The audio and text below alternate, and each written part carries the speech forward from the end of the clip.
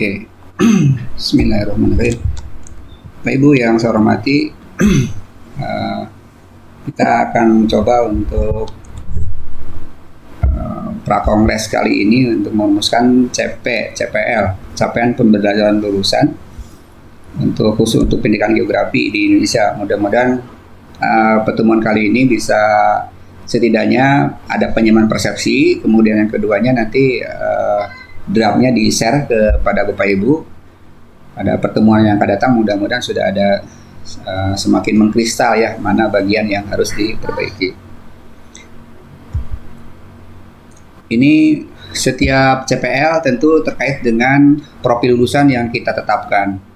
Setiap prodi itu ya pasti memiliki profil lulusan yang berbeda-beda walaupun kita sama-sama di bawah departemen atau program studi pendidikan geografi. Pasti profil lulusannya akan berbeda-beda karena tergantung pada konteks kebutuhan masyarakat di sekitarnya dan juga analisis kebutuhan yang di masing-masing prodi mungkin berbeda-beda. Dalam perumusan profil lulusan itu ada dua. Saya juga sudah sampaikan sebenarnya di UNY.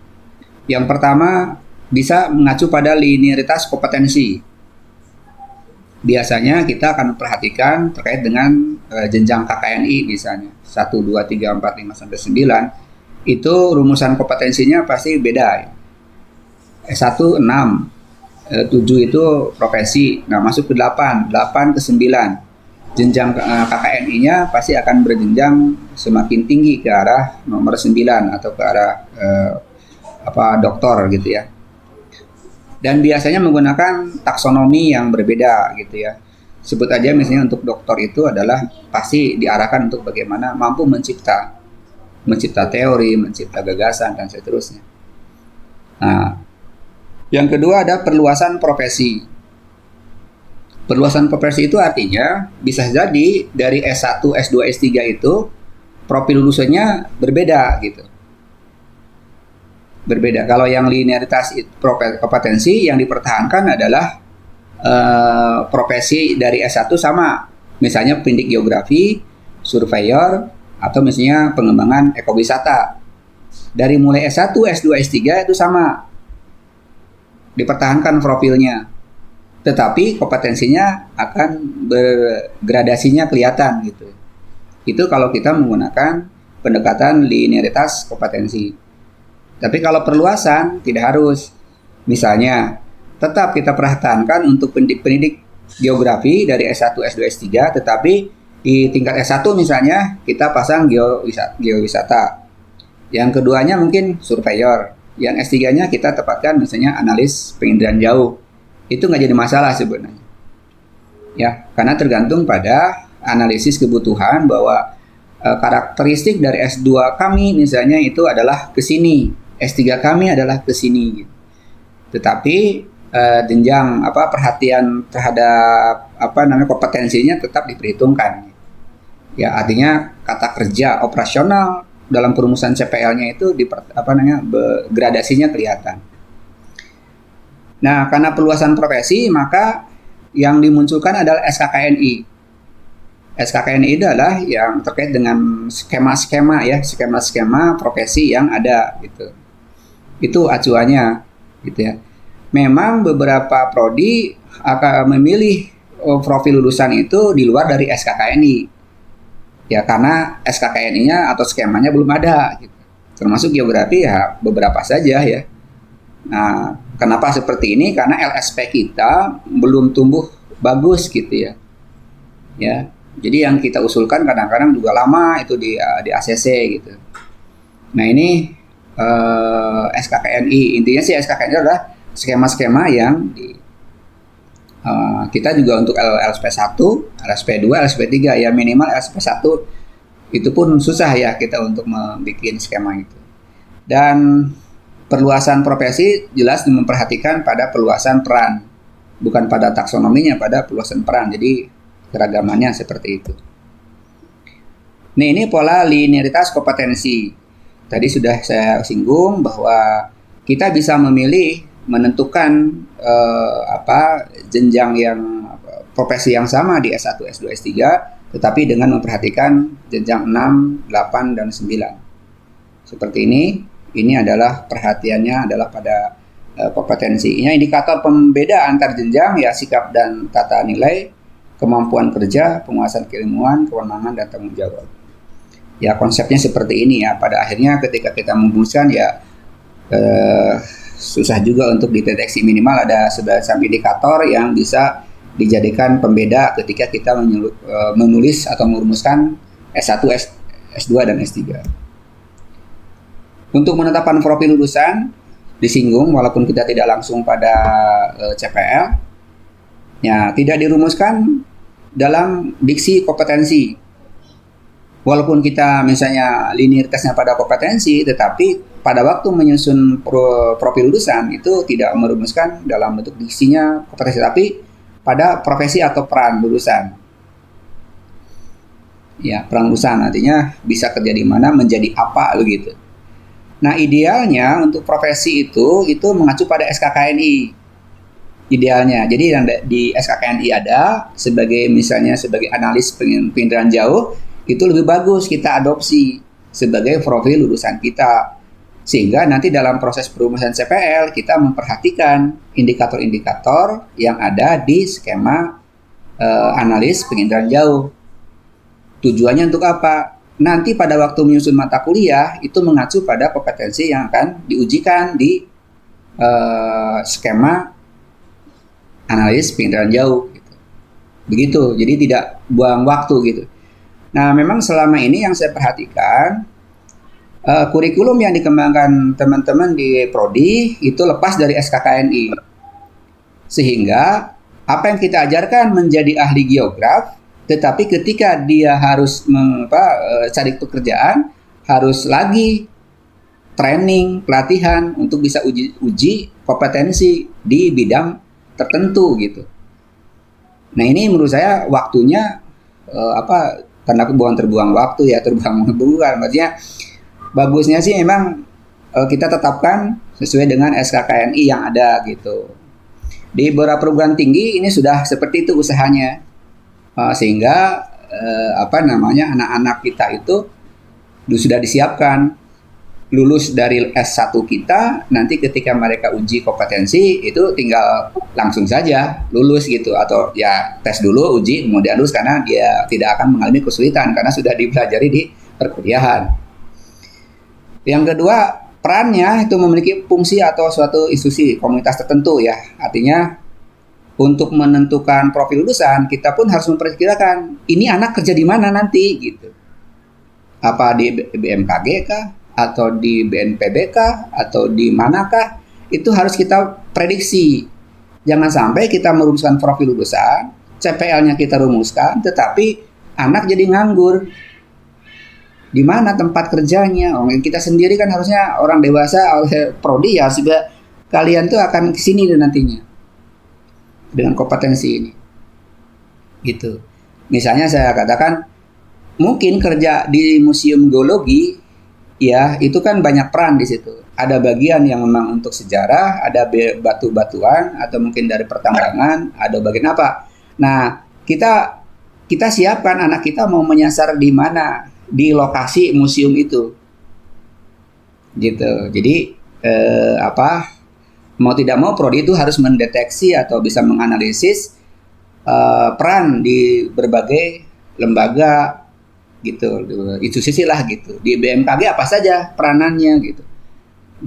Bukan hanya institusi pemerintah, mungkin juga institusi swasta atau lembaga pengembangan pengembangan di LIPI atau dimanapun. Nah itu kita deteksi dulu kira-kira peluang kerjaannya ada di mana. Oleh karena itu ketika kita merumuskan profil, kita menghadirkan para alumni dan para stakeholder yang relevan, sangat membantu. Informasinya sangat membantu. Oh ini yang peluangnya ini. Seperti misalnya surveyor. Surveyor itu dibutuhkan puluhan ribu kan, dan belum terpenuhi misalnya. Nah itu lebih bagus kita tempatkan di situ. Anak bisa jadi surveyor, apakah jadi surveyor dalam konteks PNS atau P3K ya, atau misalnya dia ke lembaga perusahaan survei, kan gitu. Nah ini menurut saya penentuan dari profil lulusan itu sangat penting dengan cara mendeteksi atau survei. Kemudian ya profil saya kira sudah jelas yang dibutuhkan oleh masyarakat. Nah, kemudian ya diharapkan ada jaminan bahwa lulusan itu dapat bekerja pada bidang yang disebutkan pada profil.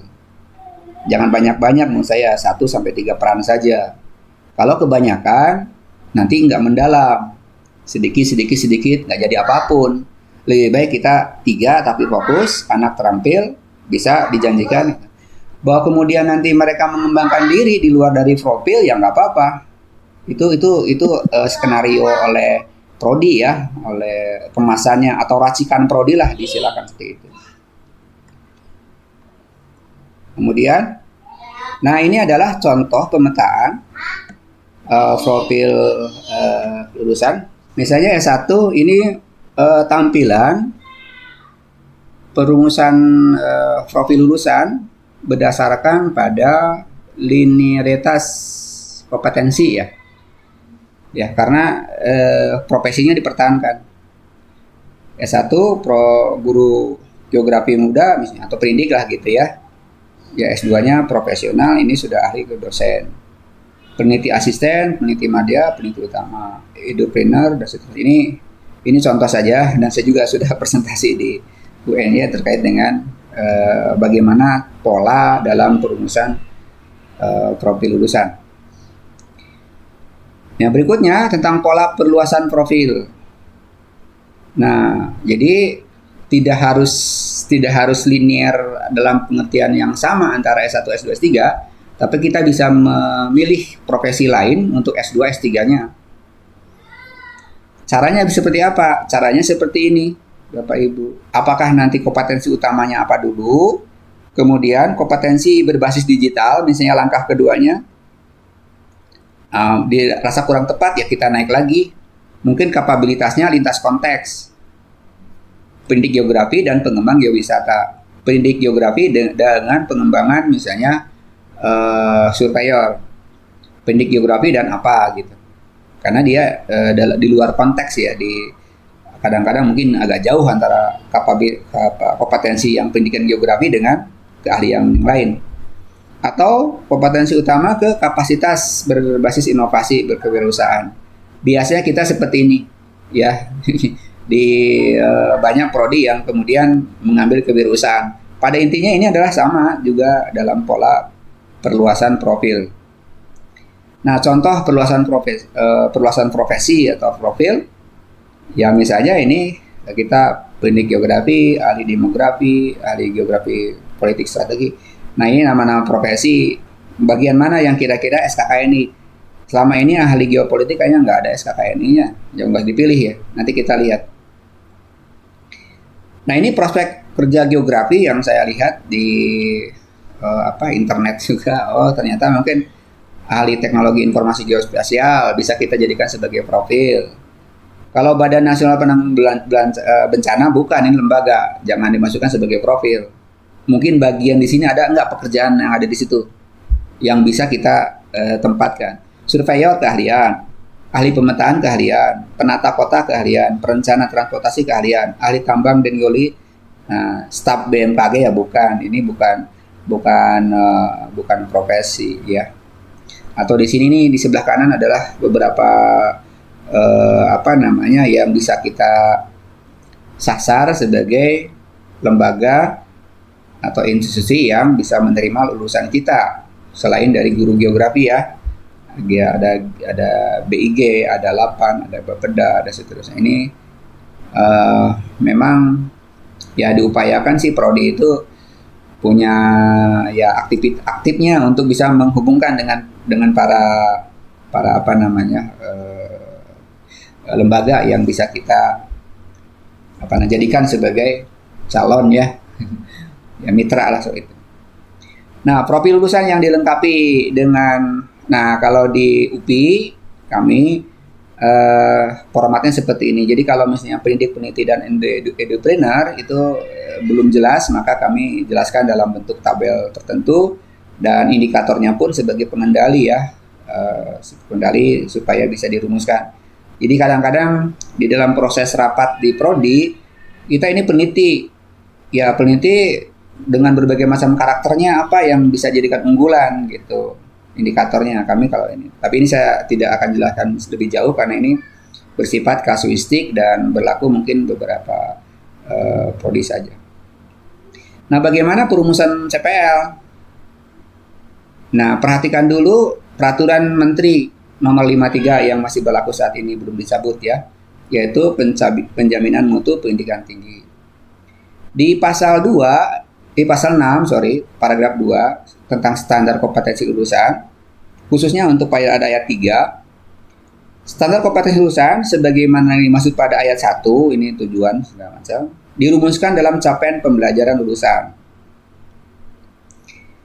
Sebenarnya konsep ini memang capaian pembelajaran itu isinya memang kompetensi. Ya, tetapi kompetensi itu tidak bisa dijadikan sebagai tidak bisa mewakili aspek yang lain gitu. Kompetensi lulusan biasanya memang mengacu pada aspek keterampilan pengetahuan yang sifatnya memang di bidang kompeten di bidang tertentu. Nah, kalau capaian pembelajaran ini sudah selain dari kompetensi juga masalah kapabilitas. Biasanya dirumuskannya seperti itu. Jadi dalam sebuah rumusan itu akan mengandung sikap pengetahuan dan keterampilan dalam satu rumusan CPL itu, karena CPL itu lebih luas dan dijadikan sebagai learning outcome ya. Learning outcome itu kalau dalam bahasa saya sederhananya, kan dalam proses pendidikan ada input, proses, output, dan outcome. Ya, nah kompetensi itu output, capaian pembelajaran itu adalah outcome, makanya learning outcome, bukan learning output. CPL itu memang agak susah ya, kita dalam bahasa Indonesia itu menerjemahkan learning outcome kok jadi capaian pembelajaran lulusan gitu. Agak sedikit saya juga susah ini untuk bisa, karena aturannya seperti ini ya. Learning outcome kok diartikannya atau diterjemahkan dalam bahasa Indonesia di capaian pembelajaran lulusan. Ketika kita bicara tentang outcome, learning outcome, maka sebenarnya bukan hanya kompetensi, tapi keberterimaan masyarakat terhadap kompetensi yang kita kembangkan. Artinya berperan. Ya, lulusan geografi itu apakah memang jadi ahli geograf, kemudian bisa langsung bekerja di masyarakat? Belum tentu kan. Tapi kalau kita mengarahkan lulusan geograf dengan kajian yang sangat komprehensif tentang masa depan lulusan kita, nah itu sudah masuk pada kajian capaian pembelajaran lulusan. Pasal 7 ini adalah rambu-rambu bagi kita bahwa setidaknya dalam bentuk CPL itu, dalam bentuk CPL jumlahnya itu ada 4 unsur.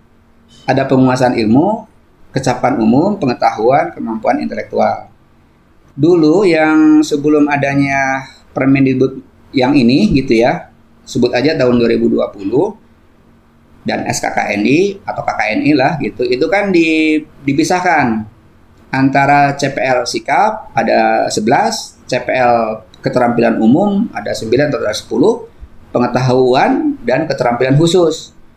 Nah, itu dipisah-pisah.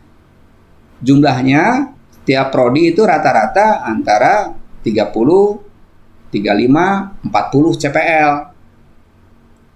Nah, jumlah yang besar ini tentu ditertawakan sama asesor internasional atau setidaknya oleh para pengembang kurikulum outcome OBE.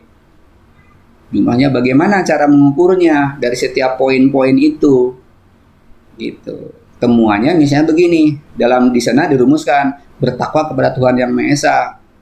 Cara mengukurnya seperti apa? Ini kan ini janji prodi untuk dipenuhi, gitu. Walaupun sikap dia harus diukur.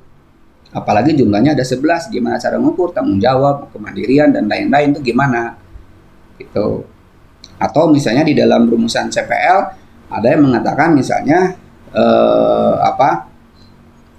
di sana disebutkan misalnya berwirausaha, CPL-nya keren, tetapi pas diperiksa di bagian bahan kajian, di bagian mata kuliah, kok hanya ada 2 SKS, kan nggak seimbang. Janjinya adalah menjadi wirausahawan, yang kedua pas lihat SKS-nya hanya 2 SKS. Sudah tadi di jadi kembali ini pasal 7 ini rambu-rambunya. Penguasaan ilmu pengetahuan dan teknologi, kemudian kecapapan umum, pengetahuan keterampilan yang dibutuhkan, dan kemampuan intelektual untuk berpikir secara mandiri. Nah, saya ke atas dulu sebentar. Kaitannya dengan nanti ketika kita menyusun CPL bersama, nah istilah boleh ya, istilah CPL bersama, itu merujuk pada yang bagian A, kecapapan ilmu pengetahuan dan teknologi, ya, untuk atau sekumpulan bidang keilmuan tertentu. Itu yang kita bahas. Dan itu yang akan muncul di dalam profil lulusan yang profil lulusan yang kita sebutkan gitu ya, di atas. Kalau untuk kecapapan umum, pengetahuan dan kemampuan intelektual bisa kita rumuskan secara bebas. Artinya tidak usah yang lain, yang penting kecapapan umum ini mengacu pada dirumus ya, supaya terkoneksi dengan profil. Memang kita susah untuk menyamakan persepsi terkait dengan B, C, D. Tapi kalau misalnya Bapak Ibu ingin mencoba, misalnya ini aja kita redaksi CPL-nya itu ya ke arah kecakapan umum gitu mestinya. C juga sama, C juga sama. Yang kita sasar nanti yang bagian A. Kemudian di pasal 8, nah ini rambu-rambu, khususnya capaian 2 ini. Nah, capaian pembelajaran lulusan sebagaimana dimaksud pada 1 di atas, memperhatikan visi misi, kerangka kualifikasi nasional. Saya katakan tadi ya, bahwa profil itu harus bagusnya KKNI. Perkembangan ilmu pengetahuan teknologi, kebutuhan kompetensi kerja di dunia kerja ya, ranah ilmu keilmuan, program studi, dan kompetensi utama lulusan program studi. Nah, kompetensi utama lulusan program studi inilah yang perlu kita sepakati. Perlu kita ada gitu ya. Terus, nah ini contoh yang tadi diulas sama Prof. Nok terkait dengan jenjang ya. Jadi memang karakteristik dari linearitas kompetensi untuk yang S1 itu intinya begini sih sebenarnya. Menguasai konsep teoritis dan mampu beradaptasi. Ini kenapa yang dikasih warna merah? Sebentar. Kasih warna merah karena ini saya menduga ada cerita panjang gitu ya. Cerita nanti saya sebutkan. S2 itu mampu mengembangkan pengetahuan. Kata kuncinya ini. Ya, tetapi belum mampu mengembangkan di sini ada istilah ada kreatif, original, dan teruji untuk S3-nya. Ya. Nah, yang saya maksud adalah seperti ini Bapak Ibu. Ini adalah pasal 9 dari peraturan Kepmen yang nomor 53 tadi.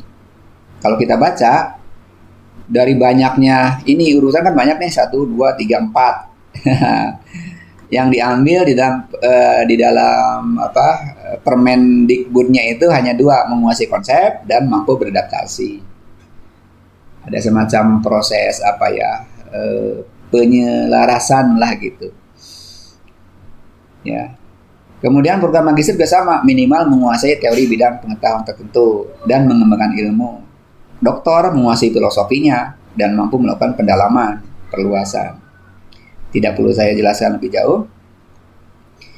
Perhatian kita untuk S1, S2, S3 supaya kita linear, memang wawasan kita ya seperti ini kalau disederhanakan. Ya, tabel yang tadi banyak itu disederhanakan. S1 penguatan konsep dan bidang keilmuan, S2-nya itu konsep pengetahuan dengan kegiatan penelitian secara profesional, sedangkan yang S3 itu konsepnya itu berkurang tapi penemuannya itu ditonjolkan. Formula persatuan capaian pembelajaran. Jadi satu kalimat itu maksudnya satu kalimat itu mengandung verb, konten, dan qualify. Menggunakan level taksonomi, konten, dan dalam konteks apa gitu. Nanti kita simulasikan. Konklusi dari apa yang saya sampaikan, pertama, CPL itu mengacu pada profil lulusan, sudah saya jelaskan. Dua, perumusan CPL minimal 4 butir. Penguasaan ilmu pengetahuan, kecakapan umum yang dibutuhkan, pengetahuan dan keterampilan yang dibutuhkan untuk dunia kerja, dan kemampuan intelektual, berpikir kritis, dan lain-lain. Setiap departemen atau prodi memilih profil yang berbeda. Pasti begitu kan? Nah, sehingga standarisasi CPL pada kelompok prodi yang sama diusulkan hanya rumusan A-nya saja, penguasaan ilmu pengetahuan yang di ini maksudnya.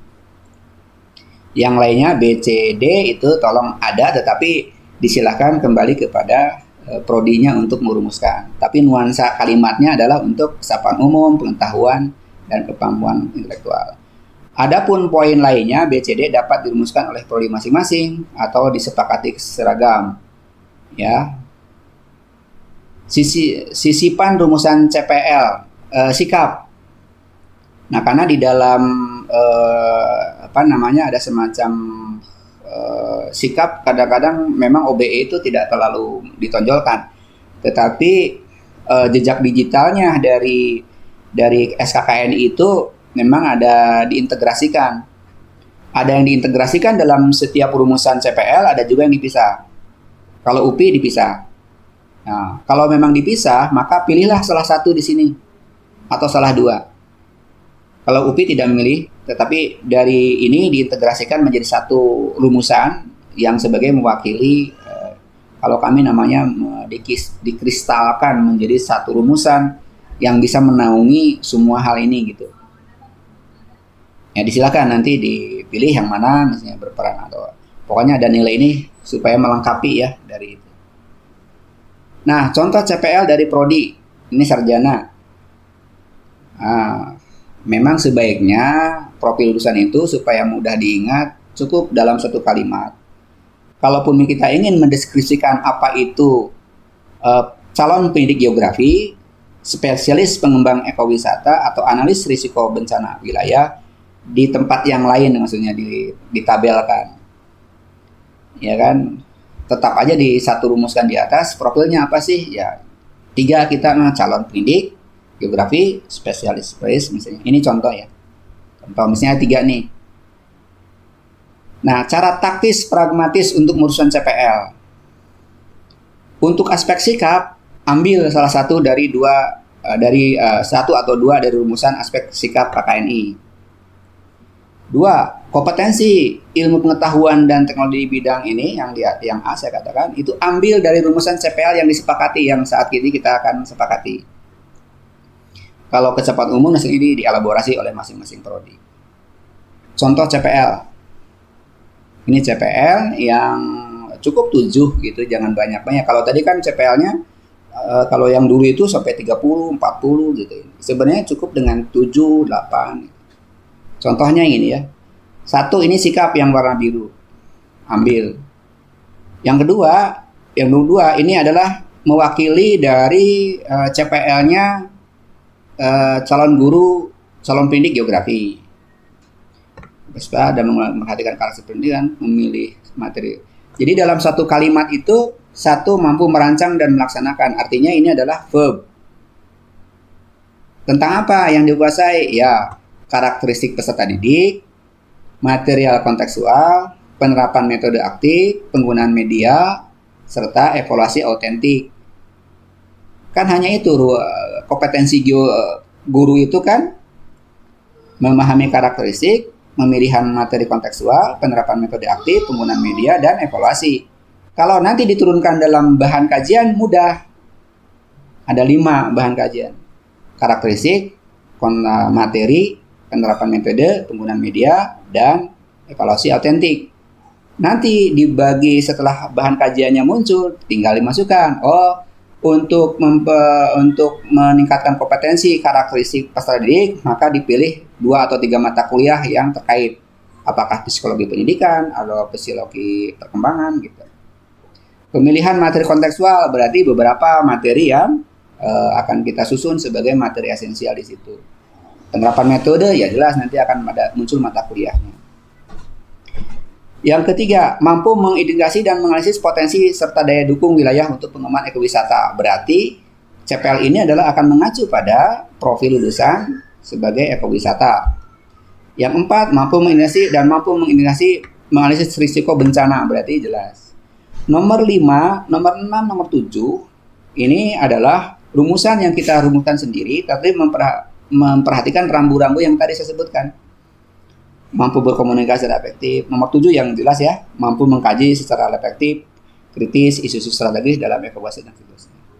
Saya close dulu, disilakan barangkali ada masukan. Terima kasih. Assalamualaikum warahmatullahi wabarakatuh.